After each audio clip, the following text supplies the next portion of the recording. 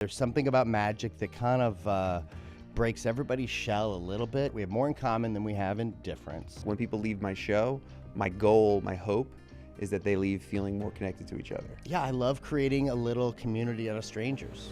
Welcome to Showing Up with Andy Grammer, the corner of the internet where we show up for what matters most.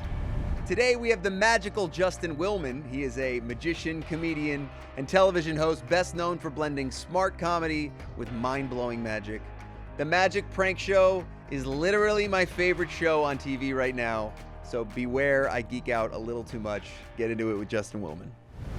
Justin Willman, I am the most excited that you're here. I love magic, and I love the way that you do magic specifically, and I want to get into all the different things. At the risk of humiliating myself and my wife roasting me hard, I want to start with one of the magic shows that I did to explain what I love about what you do. Okay. So I won my high school talent show for magic. Oh, wow. Right? I had a little terrible business called Three Teens Magic. We had business cards. Big Three deal. teens. Big deal in high school. And the trick that won me, I did it by myself, the talent show. Wait, you went solo from the Three Teens? I think I forget. I think they all like chickened out. Because like we're kind of a big high school. You're like, hey guys, we got our first gig. Yeah, my first. They're like, we'll let you die on your own. Yeah. So the trick was, someone comes up on stage, they pick a card, and I'm gonna have the audience guess what the card is. And so there's like instructions of what they have to do to like telepathically tell the audience what the card is. And on the back of the board is the card, right? Unbeknownst to the person. Unbeknownst to the person. So Yes. the person, I'm holding it up like this and telling them to do like, say abracadabra, whatever. And then on a count of three, the whole audience screams their card. And they're like, Oh, what the heck? How did this happen? And what's really cool about that flip is that you're not just doing it at them. You're like, everybody's a part of it. Yeah. Which you do a lot. I love that. You love that. I love that.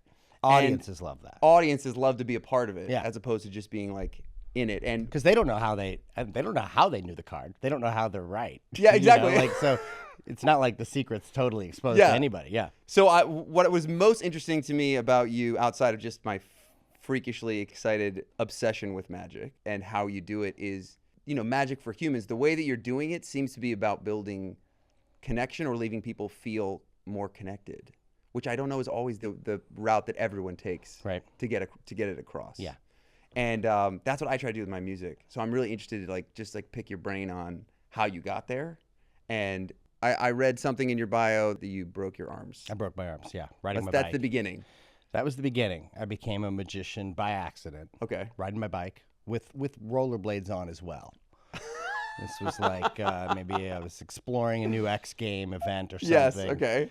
I was in cast for a couple months and, bummed out. Had to stop playing the saxophone. I was mediocre to begin with, but I couldn't do anything that I was So your arms were broken like... I had a cast up to here on this side, up to here. I wasn't like this. Okay.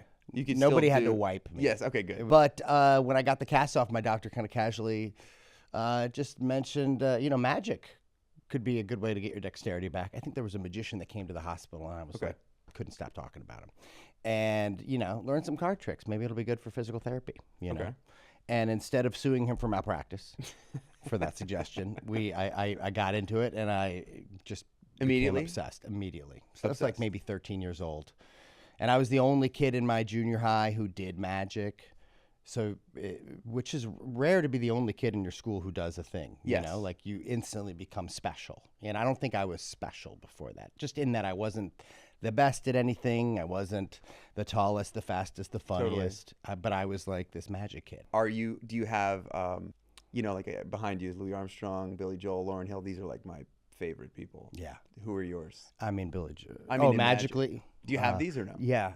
Penn and Teller. Their early stuff. I mean, I think when I first, fell in love with them, it was just because, they're one of the top magicians in the world. So I was like, oh yeah, I want to check out Penn and Teller. And I don't think I appreciated as a teenager necessarily how rebellious and intelligent and kind of, mold breaking they were with the art of magic, especially their early stuff.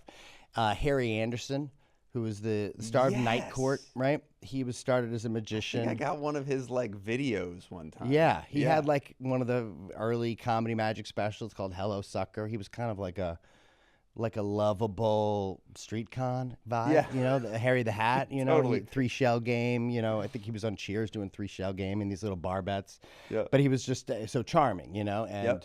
and funny. And then I learned like, oh no, he's a legit magician who happened to stumble into being a TV star. And so I got really influenced by his stuff.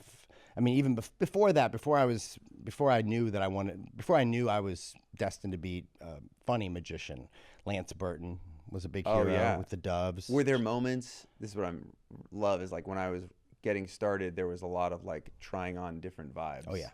Did you try on vibes? I think the first vibe I tried on was Lance Burton. Because as a teenager, you know, you see David Copperfield, and you know Yes. that he's great. He's you know an early goat, but he's doing tricks with motorcycles and statues of liberties. You can't really try that on, you know. You can't. So Lance Burton, you could tuxedo, Doves, elegant, classy. So Doves, $25 a pop. Mom, get a cage. I want Doves now, you know? So Yeah. I mean, pretty quick, I had like 14 Doves on the my back God. porch cooing, Yep. you know, crapping everywhere like a real mess. And I would, you know, emulate Lance Burton, like some move for move, you know, even using the course. same classical music, you know, kind of like you're a cover artist at first, right? Yeah. You learn the notes, you learn other people's songs, I remember you I had a understand their dream songs. when I was street performing and writing like crazy and was just trying to like find my vibe.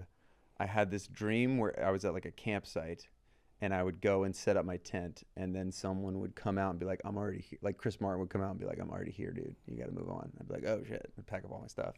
Go to the next place. And like Billy Joel would be like, I did this. And I'm like, okay, cool. And there's like a lot of like running around. In the dream, I never landed. I like Wow. woke up and I was like, I gotta keep going, I guess. So your dream created a metaphor for the entire music industry. entire was a yeah. KOA campground. Was there a moment where where something clicked and you're like, oh, this is my vibe? Or was it slow? I mean, I got some success as a teenager doing, you know, Lance Burton cover act. Sure. And then I discovered, there's other guys doing Dove act. I mean, I really like this Dove act. And you're not even talking, you're doing magic to music, you know, Yeah. that I would compete with in these Yes. magic contests and stuff.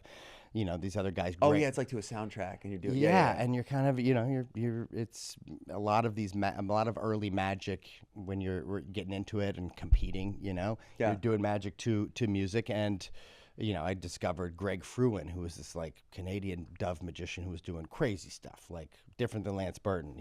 This guy's juggling balls, throwing a couple of the balls down into a bag. They fly back as doves. You know, like I was like, I don't get that. I want to learn that. And then eventually, you know, outside of competing, I'm like, you know, I love the entrepreneurial aspect of magic. And that's what my dad was really supportive of. So like doing gigs, private parties, kids' Yep. birthday parties, you know, have business cards, market yourself. Yes. So those gigs I would do, you know, 45-minute show talking. And that's where kind of trying to be funny, work on your stage presence. What are you saying while you're doing these tricks? What makes you different? And that blossomed to the point where it was like, oh, that's where my focus should be, you know? Yeah. And I was doing hacky jokes and doing, you know, presenting it like other people, still kind of a cover act magician. But gradually, like my own personality started to kind of shine through, and eventually you find yourself. You find know? yourself. Yeah. What is so impressive to me is that at the end of every episode, I feel the intention. You leave me feeling, and I don't want to overstate or like try to like make us seem too similar, but like when people leave my show, my goal, my hope is that they leave feeling more connected to each other. Yeah. And that my early stage is just like, how do I like impress you? How do I just not be boring? Right. Like I'm street performing and I would literally, as people are walking by, just be like, what's your name? Steven? I can sing a song about Steven. Let's do Steven. And then eventually like trying to cover stuff to be impressive. And then you hopefully mature into a place where you're like, no, I'm trying to get us all to feel something. What I learned pretty quick is that like we have more in common than we have in difference to one another. And there's something about magic that kind of breaks everybody's shell a little bit, you know, makes them a little vulnerable, like freaking out at something.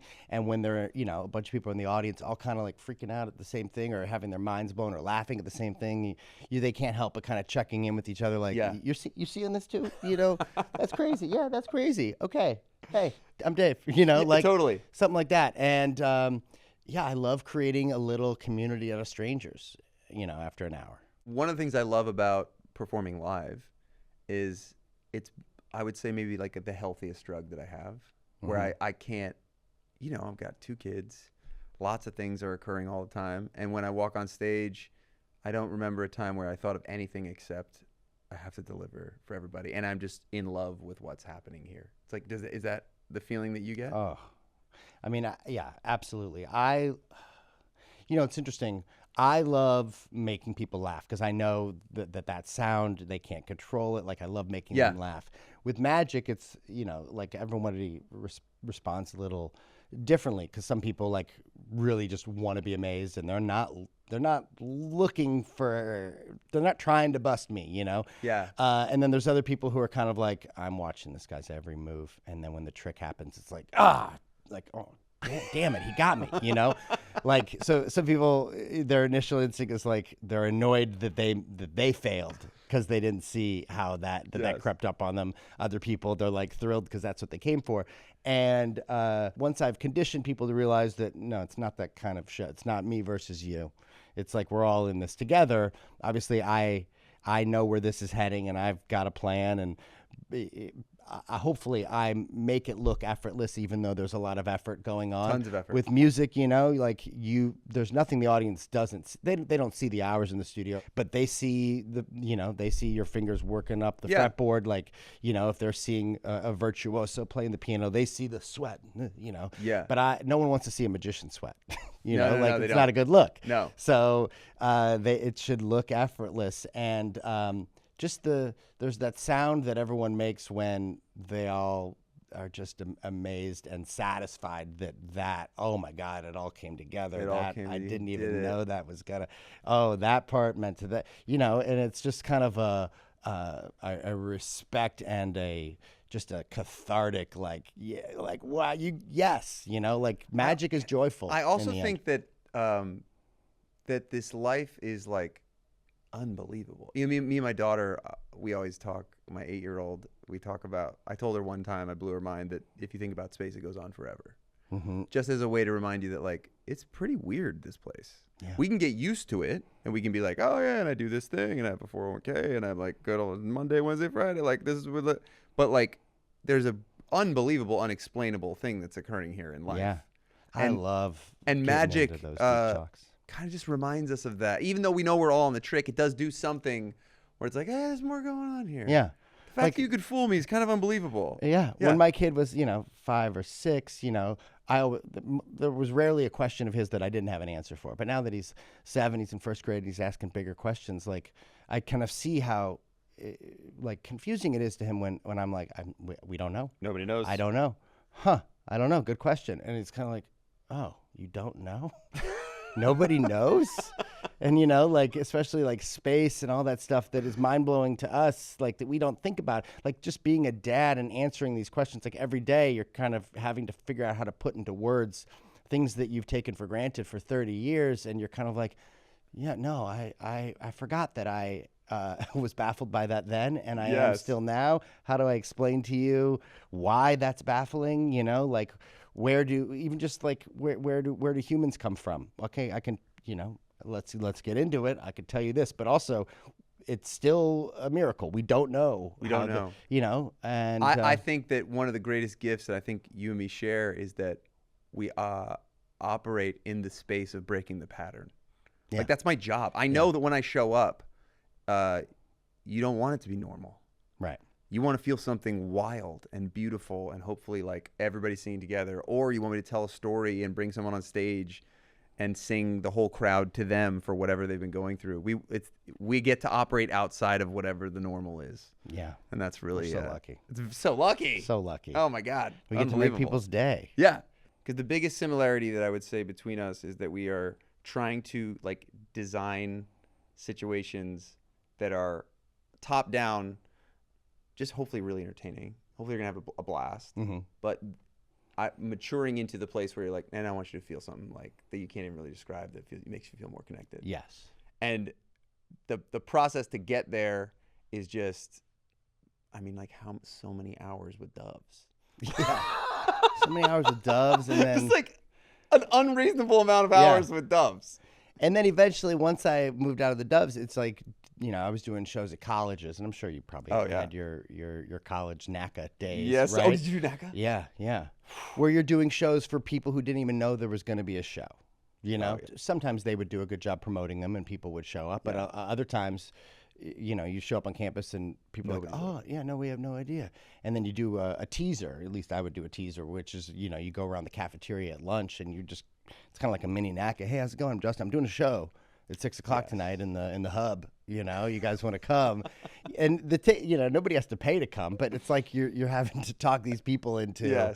It's either do nothing or sip a red Solo cup or come see this show. It's cost nothing. I went to some place in Iowa, and it took me it was in like a weird city, so you lay over. It was like 11 hours of travel to get to this place, and I'm walking up. And I see the person putting up the flyer for my gig as I'm walking up. Mm-hmm. And I go down to the room, which is like downstairs, and there's no one there. So it literally, I'm just going to not even play because there's nobody there. And I bring my guitar up, and I just scream to the whole audience. It's kind of like what you're saying. It's harder to do with music. The roll up and do a trick is, I think, if you have confidence, easier than the roll up and just I'm going to play you a song. Mm-hmm. I'm just screamed in the lunchroom hey! Just traveled 11 hours. I'm going to sing you a One Republic cover, and hopefully it will dissuade you to come down for 40 minutes. I'm going to be playing my thing. Is that innate in your makeup that you don't have a problem? Because at that street time, magic or just pushing yourself out there, was that hard to break down the wall for you? No, at that time, there's no ego about that at all. I know that they will be happy they came down. Yes. If they come down and sit. And I just loved turning an audience of complete ambivalent. And sometimes I do a show at 10:50 a.m. in the lunchroom, and they're just eating or doing homework, and they're and all of a sudden they're in the audience of a show, and just to see those people gradually come to a closer table. And then, at the end, I'm sure there's people who just all of a sudden found themselves in a show that we became fans. And I feel that's pretty cool. So I love the winning them over. Is a really fun challenge. Yeah. I aspire to be your brother in magic. It's never going to happen. But I see you as we both are trying to architect spaces where connection happens. Through magic, me through music. What is something people wouldn't understand about what's so hard about that? Well, with magic, I think different than music, people have an idea about the art form as a whole before you go into it, because they just don't see it as much. A lot of people don't realize it. They've never even been to a live magic show, so they think magic is either this cheesy thing or this creepy thing or whatever. They have an idea. Yeah. Music, sure, people know there's music they like and that they don't like, but everyone no one's likes against music. Everyone likes music. They like their kind of music, but the art form of music, it's who doesn't like music? Nobody. Yes. So they're kind of a little open-minded to, I like music. I have a Bluetooth speaker. I use my Spotify. But with magic, it's kind of people have, they don't have a problem thinking no, I don't like magic. I would never go to a magic show, So if I'm doing a TV talk show or morning TV or something, I walk into a room often with stereotypes that I can kind of see, where it's check your wallet, can you make this weather disappear, or just kind of okay, you're a magician, okay, let's get this over. What do you got, Yeah, totally. So you kind of have to those elephants that are in the room, you got to make those elephants disappear in some way, and let everyone know as quickly and as comfortably as possible. Has just getting older made you just care less about it? Kind of. I mean, just having had, success doing it, that helps a lot. Is validation and confidence. I am confident now, when I walk out on stage in my live show, I used to think a trick has to happen right away. Boom, they got to know this guy's legit. Boom, draw a picture of a bowling ball appears. 30 seconds in, oh, okay, this guy's good. And now it's kind of no, hey, boom, that's we're doing what I was saying before. when you come out with that, everybody it's an invisible feeling that everybody's. They're kind of like, this guy's not this guy rushing. He knows what he's doing. I'm leaning in. This guy doesn't seem stressed out. Yeah. Yeah. And you can't fake that, and you can't, it's not like I'm deliberately trying to like make them wait for a trick. It's just kind of like, no, I have a plan, guys. Yeah. I want you to know, sit back. I got a plan. I got you. I'm not making this up as I go. Yes. You don't even know it that a trick is kind of happening already. You think I'm just doing some crowd work, but no, just wait. Just wait. I have gotten to a place now where I've gotten less, I don't know, in the beginning of my career, I would be playing, and if I was so attentive to the audience that if I felt like it wasn't happening all right in this moment, I might like make U-turns. I think it's because I started street performing and switch things up. And now I'm like pretty confident that like I'm going to get you there. We're all going to get there eventually. And that calmness, I think, brings like a really good vibe and everybody can feel it.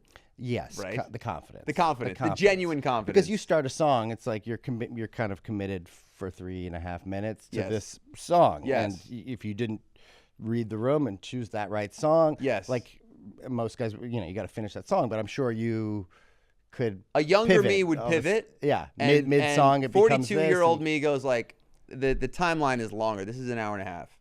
I promise by the time we all leave, this is going to be great. Right. And when you have that energy, I think that makes everybody lean in a little bit more. But there was so much bombing along the way to get to that place. Do we think bombing, I think in order of bombing, I would say musicians is the least bad. And then I don't know comedian or magician.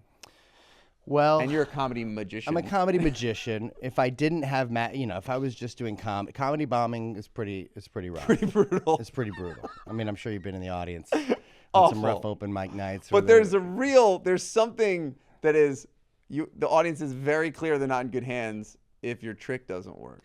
That's true. If they know, that's pretty bad. I mean, so do you have backups that like, oh, if the trick doesn't work, then I can move around I can pivot, or like a lot of times I can cover up a trick not working because they don't know where it's going. That's true. Like unless all of a sudden something falls out of your pocket and they're like, oh, it's that guy's ring that's supposed to be over. Like it's hard to cover that up. Yeah. But I when your back's against the wall and you have to you have to jazz quick. Yeah. Like that's where the good juice comes from. That's where the good stuff comes from. And I think I found that the only times I think I bombed, just that maybe that I wasn't what the room needed at that moment, was when I was opening for musicians. Like I went on tour with Jason Mraz. You did? Yeah. I didn't know. I opened for him for a month and a half. And most of the shows were great, because he would kind of VOG introduce, our host for the night, please welcome my buddy Justin Willman. So it was kind of like endorsed stamp of approval.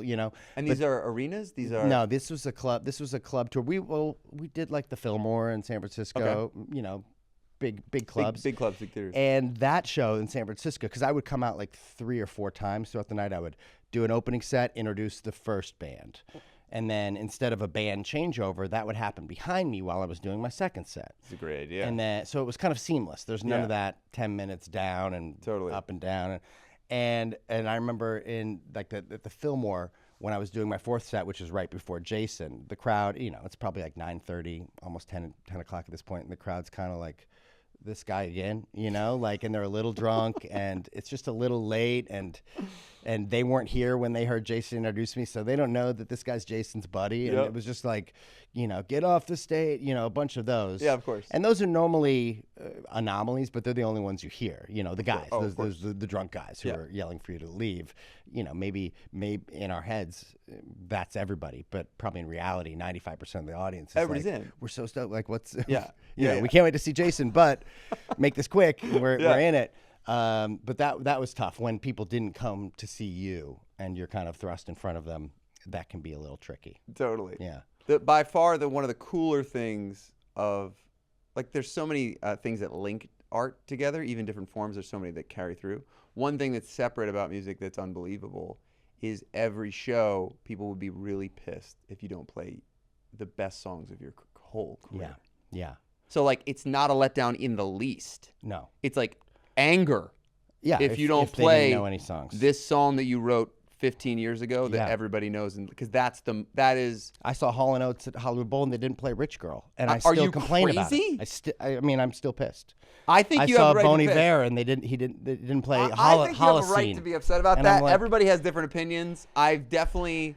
But with me, if like I have people who come see me a year later, and if it was all the same, like they're pissed. They're a little pissed. If it was all the tricks that they are familiar with, like with Yeah. magic, you don't just want to see one new trick. You kind of want to see all new You want tricks. it all to be new. They don't know how much it takes to develop something from scratch. To That write is new a hour. very different thing about our art forms. When I'm making a set list, the songs that are hits are like turbos because I know that everyone's gonna sing together, and I'm like, cool. And I try to not go too far in between those big. So moments. you'll put the songs that they don't know kind of between the Yeah, bangers. I'll put them between, but then even sometimes be like, okay, but if you don't know this song, maybe there's something about when we perform it that will make everybody still come together. I'm like very cognizant of that, and it's a little bit daunting to have to create a whole new hour. But leading up to that show, I'm sure you are most excited and jittery about the song that you're playing live for the first time. 100%.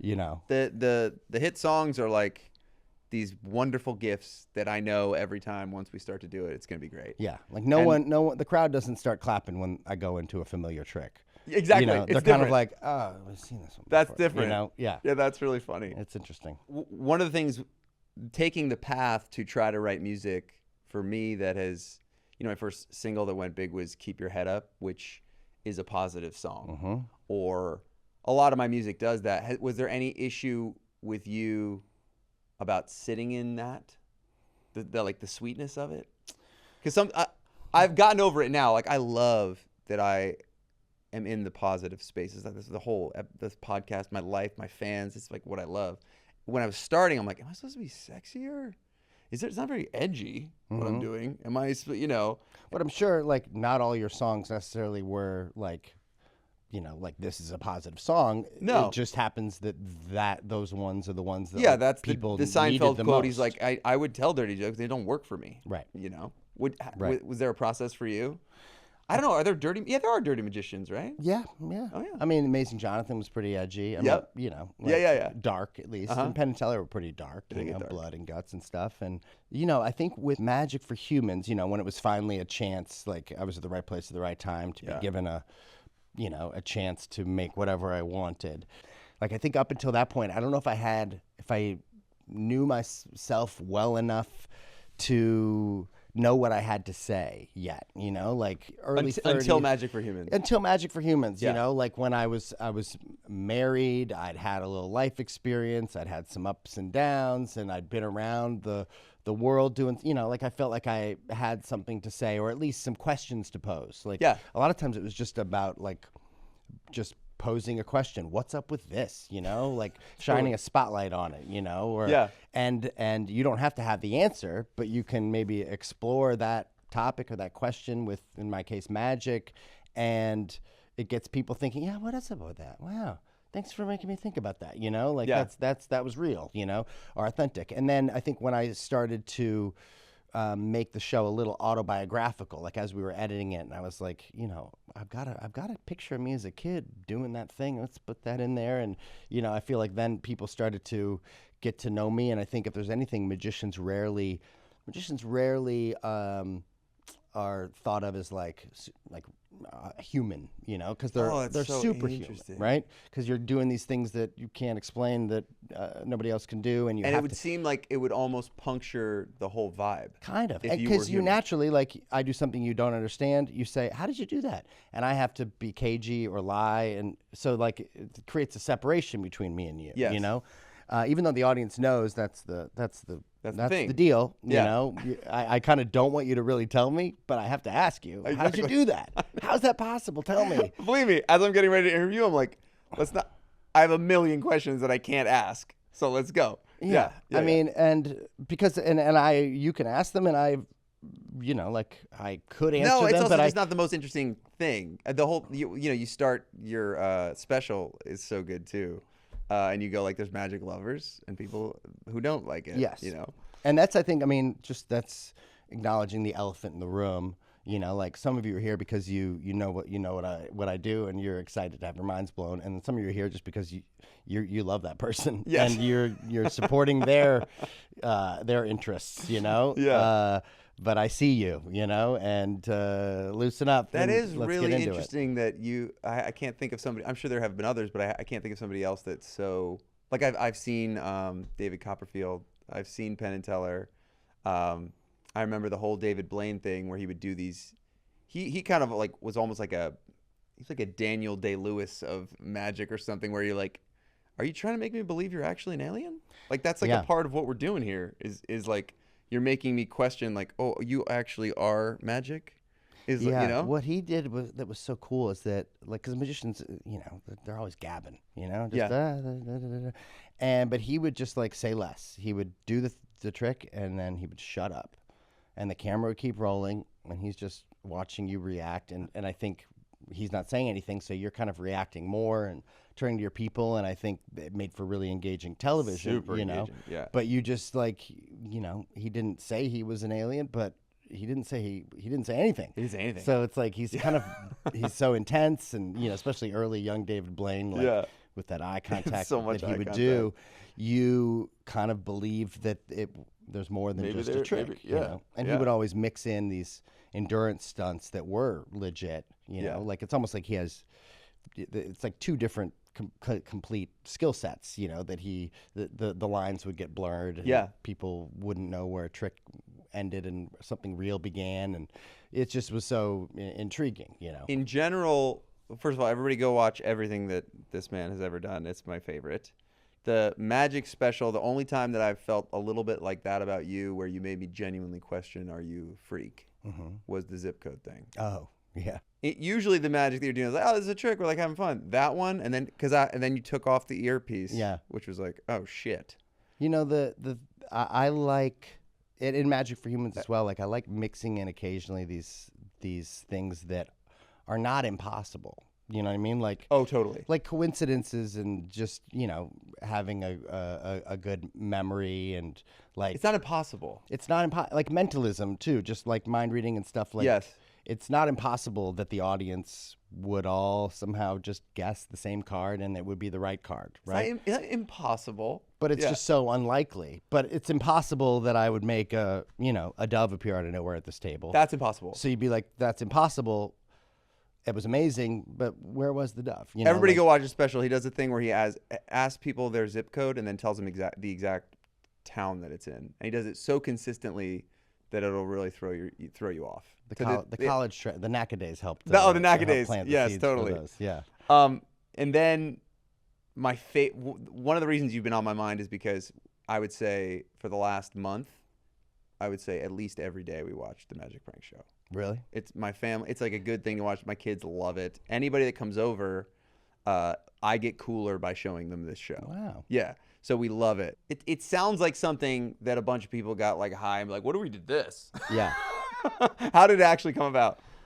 Well, I mean, it came about because like 2020, season 3 of Magic for Humans came out, early COVID. Yes. And, you know, it did well, but, you know, that was the 3rd season, and kind of, you know, Netflix was like, what else you got? What else you got? know, For as anybody that opposed to doesn't doing the know, same thing. give us a quick recap of what the Magic Prank Show is. Magic Prank Show is. Well, it is a show where people come to me with someone in their life that they want to prank for a good reason. Yes. And I kind of bring all of my resources together to try to design kind of a prank that is cathartic and bespoke for them, that uses magic. It's so good. In a way that everyone, kind of, if you haven't seen it, it is in this moment my favorite show. I love pranks. I love magic. This is my favorite show. Yeah, Go on, thank sorry. you. It's like basically putting all your resources towards an audience of one. Everyone is in on it, but this one person. And Did the invisible thing help spawn it? 100%. 100%. Like Okay. in Magic for Humans, we, convinced the dude he was invisible, which was a bit I was doing in my live show where I would kind of bring 2 people up from the audience, and then, under the pretense of saying we're going to make these 2 strangers read each other's mind. Here, I need you to leave the room first while we ask this guy questions, and when you come back in, we're going to see if you can read his mind. But while we sent this person out to ask this other person questions, I explained to the audience that we're not going to do that at all. Actually, we're gonna when I ask the question, and this person, when they come back we ask him what he thinks this guy said. Just act like he was right. So kind of like, and then I say, then we're going to pivot into this invisible thing where I'm going to, and I would take 10 minutes to explain to the audience all the steps and how they're going to react. Because I'm so fascinated. So you'd be like, give me an actual example. Of the mind reading thing. Of the mind reading thing. So I say, when this guy comes back, we're going to ask him, we're going to say, so it was like, while you were gone, we asked Andy if he could have any food in the world, what food he would like right now. What do you think he said? Now, while this guy was gone, I told the audience, whatever he says that he thinks Andy said, act like he was right. And I'm going to say, we're going to do 3 questions, and we're going to get them all right. I'm going to act like I've never gotten 3 in a row before. Let's pivot to something else because we've got some lightning in a bottle right now. Yes. So the guy would come back and I would say, okay, so we asked Andy what food he wanted. On the count of 3, what do you think he said? Lobster. Oh, and I'm like, what did you say? You're like, I said lobster. And everyone's getting into it because they see how little it takes to make this person believe, Totally. And everyone feels like they're kind of a magician. At that point, they kind of get the power of this. And, you see some people like a little uncomfortable in the audience, like, oh, God, this feels unethical. Is this cool? Are we good? I was like, no, it's cool. And then we get to the point where I'm going to throw these tablecloths over each of them. And when I whip the tablecloths off, you guys act like you can't see either of them. And, I cover up this guy. And when I cover up this guy, he runs into the wings. Like I've kind of coached him into this. Okay, got it.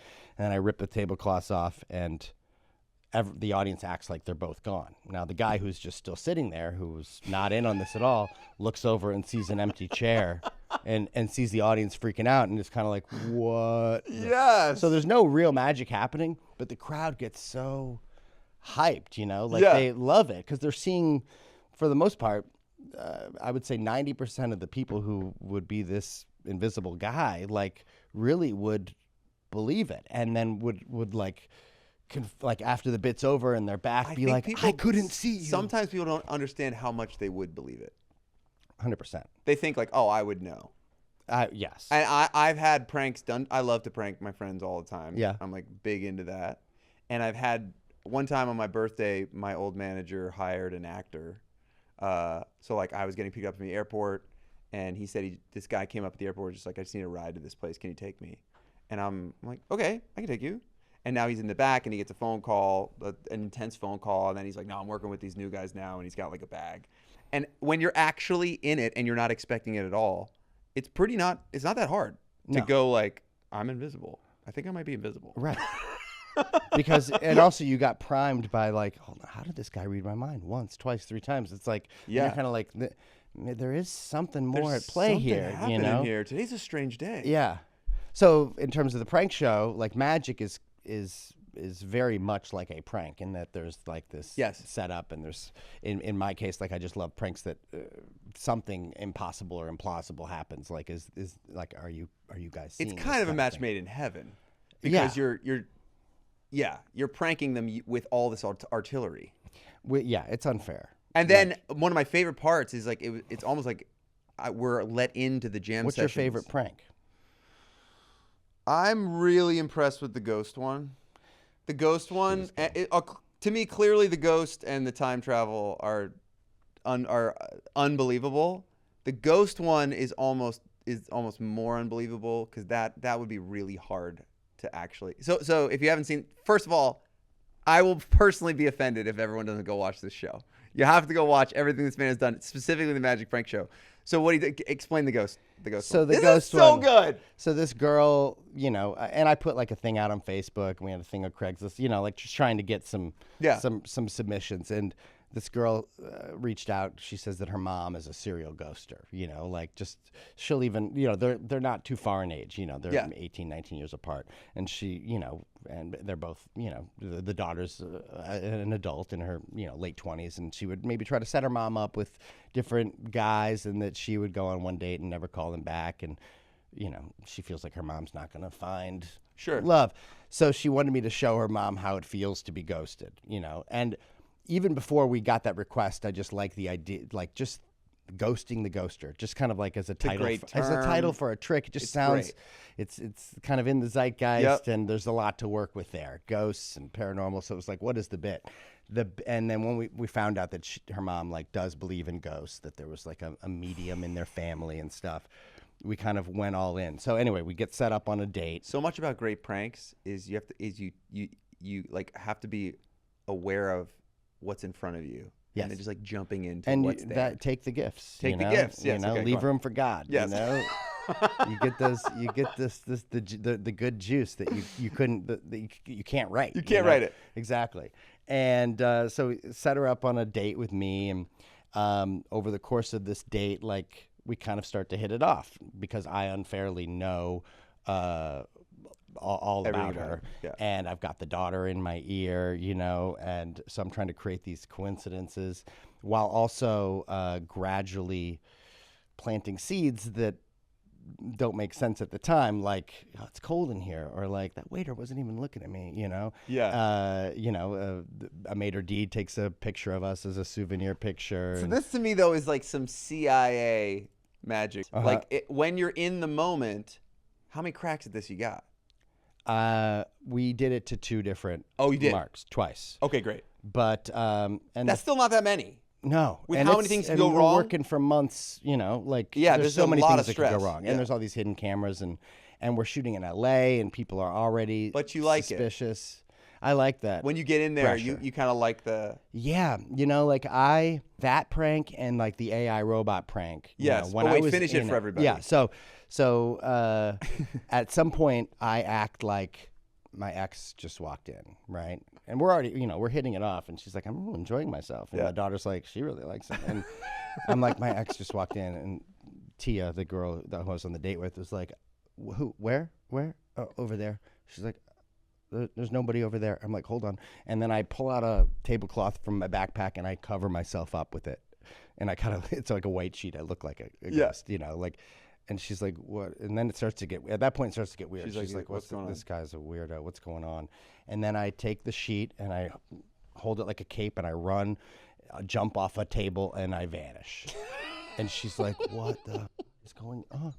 You know, and no one in the restaurant acts like anything happened. So she's looking around. Nobody is acknowledging that the guy she was sitting with just disappeared. And then she asked the waiter, hey, the guy who was just here, do you know where he went? And she's like, you've been here sitting alone this whole time. So we're like major gaslighting her. so good. And they took a photo at the beginning. Yeah, and then the maitre d' comes by. Oh, yeah, here's your souvenir photo. And she's like, thank you. She looks at it, and it's just her. And they had in the photo. edited him Yeah, out of the we photo. erased me out of the photo. Enough of those things will turn someone a little crazy. Yeah. And she just, as opposed to being like, all right, that you guys are messing with me. Yes, you know, when you're like, watching, you are a little bit like, how would she not get it? But if you've yeah. ever been in any situation like that, you're in. because you're kind of like, why? Like, this is a There's so legitimate much. restaurant. Why would all these people be in on it, Yeah. right? And you know, and all these cameras are hidden, which there's so many things that can go wrong. Yeah. But yeah, she just believed it, hook, line, and sinker, and just really believed it. and just was so like real and expressive. And you know, like once I vanished, it was kind of like a ticking clock. You're like, how long till we reveal? Yes. You know, and you know, I think we just got so much time out of like post prank, pre-reveal. It's like, how much juice can you get? Can you it was get? just like, she just gave us a roller coaster of emotion. And you know, eventually then the waiter makes the daughter appear. Yes. And she's like, what are you What the what are you hell doing is here? happening? And she's like, I got you. And then I'm back. And yeah, I love that prank. I just love the idea of all these little layers. The layers. You know, It's kind really of like scripting it out. It's unbelievable. Yeah, like you know, I See Dead People, kind of. Yes. And M. Night Shyamalan working Did you backwards. see the acting version is Jury Duty? Yeah, So loved good. it. So good. But I'm stressed the whole time for you, Yeah. even though I know it has to end good. But I'm like, as someone that does things, I'm like, that's You hard. kind of have to spoon feed you know, you can't just go from 0 to, you know, I couldn't just hi, nice to meet you. Oh, my ex is here. I'm going to jump off it's the gotta table, be- because yeah, then yeah. it's like, what, you know, there's no connection. You And know? just because it's my favorite, go ahead. The robot one, was that the your robot favorite? one, I really enjoyed that. I guess I brought it up because like when I'm in the prank, like there's just some level of like of committing, like something else came out over me, like I watching it back, I'm like, wow, Give him a little I'm context. good Give at the people, acting whoever's like a listening, give him robot. context what you did. So we did a bit where this guy wanted to get his brother back. His brother, we found out, is afraid of robots and AI. So we do a thing where but he's an accountant and a consultant. So we hired him to consult for this robotics company about their finances. That he has to sign an NDA. We want to show him what this company's working on. Here's an AI robot that they're working on, and in order to convince this guy I'm a robot, we thought the best thing is that for him to see me get assembled kind of from parts. So we had a prosthetic version of me made in multiple parts. So much commitment. What a dream. And then he sees this humanoid get assembled that looks really real. And then when he's not looking, it gets switched for real me, made up, very plastic and with weird contact lenses. And I'm trying to talk like a robot. Hello, Kendale, and just you again, like, I would know that's a human, as we all think. But just in this place that looks so legit, and he just saw my head detached, and now I'm walking around. So he's like, and he believes it, and I'm sitting across from him. He's just getting creeped out, and just like it's just me and him at one point in this scene, and you just see him like staring at me, and all I'm thinking is just like, no matter what, you can't bail. Like, no matter what, you can't give up the prank. Like, no matter what, he gets up to try to leave the place, and it's just like, it was just such a level of commitment that you have to have in that moment, because so much work has gone into this, so much is riding on it. Yes, you can't break, and it's exhilarating. Like, I'm not a natural prankster. You're not. No, like I do, like I don't, especially people that I love or that are part of my life, or strangers. Like, why would I prank a stranger? Like, because there's a level of discomfort you're giving to this person, right? Yes. And I have a hard time finding joy in that if they didn't deserve it. I'm a worse person than you are. Yeah? Oh, yeah. I think it's so funny, and I like just messing with the everyday. Well, it's almost like, like a well thought out prank is kind of like it's a gift. It's like a little surprise party. Like, who doesn't feel the love that goes into secretly planning a surprise party for you? I think it comes back to the idea of we all can get caught in a normal day-to-day situation, and what you're hoping for when you go to a magic show, when you go to a concert, is something new and interesting. Yes. And I think below that is you're hoping, which you don't know that's why you're going, is to feel connected to everybody around you. Yes. That's what I think fascinates me about you, and why I would say that you're my favorite magician. Because you're blowing my mind, you're making me laugh, and then at the end I'm like, oh yeah, and I feel good too. I feel like more connected to everybody. Yeah, especially these days, man. We're our feed is full of stuff where you're like, is that real or fake? Like, at this point, you're just like, I don't know what's real. Yeah. I don't know what's real. But when you're sitting in a seat in a theater and you're looking at, you're watching a show, like, it's real. When you go to see live music, it's real. There's just something almost now more than ever refreshingly authentic about live entertainment. And like, when people come to see me, I know that they're in their mind, they're like, I'm here because I like XYZ, but I don't know what this is going to be like, and I want to give you what I know you came for, but then leave you with this extra thing that you didn't know you needed. Oh, it's so good. Dude, thank you for being here. Thanks for so showing much up. Fun. Thank you. I like to end with like how people can bring what we've talked about into their lives. Is there any advice on how to create moments of connection? I mean, the two of us, it seems, have be like, go play with doves forever. It's like a long, right. It's like a long. Yeah, you got maybe 40 it's years. A shout out to anyone that is chasing any sort of artistic endeavor, or really anything, or whatever you're doing in your life to see deeper into what the main goal is. So like, how in your life can you bring more people together, whether you're a plumber, whether you're an accountant, whether anything, I don't know. I mean, I feel like these days we have all the times that we have interactions with strangers, you're checking into the airport or whatever, like, we're so conditioned to just do it efficiently, just get it done and be pleasant. But I think, like, the more you can, and the people who are on the other end of that, the people working the desk or whatever, like, they are in their, they're trying to get it done as quick as possible, but they are humans, and you don't need to know magic or be able to bust out a song just to be able to break their pattern and Totally. in a kind human way, ask them about this. Oh, I love that thing, or how's this, like, oh, that last guy was a little a little grumpy, and just to give him a chance to be like, oh God, you saw that? Yeah, that guy was tough, and to be a human, and it's just a little palate cleanse, It's really good. Yeah. You're the best. I love you. Thanks, man. I really Thanks for appreciate you having being me. here. Thank you, my man. Thank you so much for listening. My way of showing up each episode is by writing a bespoke song for someone in this community. You have all been sending me incredible voicemails, and I have been weeping ever since this started. So here's this week's song. Hey, Andy, this is Trent. I wanted to tell you about my wife, Brielle. She's really my hero and someone who shows up every single day for families that are going through hard times. And she comes home oftentimes carrying a lot of that. And she really, hears them. She notices what they need and makes sure that they get the support that will actually help. But what makes it so amazing is that she doesn't let it get to her or harden her. I just want Brielle to know how much that she matters and how much that she really is showing up and changing lives. And I really appreciate it, Andy. So take care. Trent, I hear you. Brielle, this is for you. Keep being incredible. Here we go. God sends us warriors with courage and no fear. God sends us scientists who see the world so clear. We all get different gifts and they make up who we are. I thank God He gave Brielle an extraordinary heart.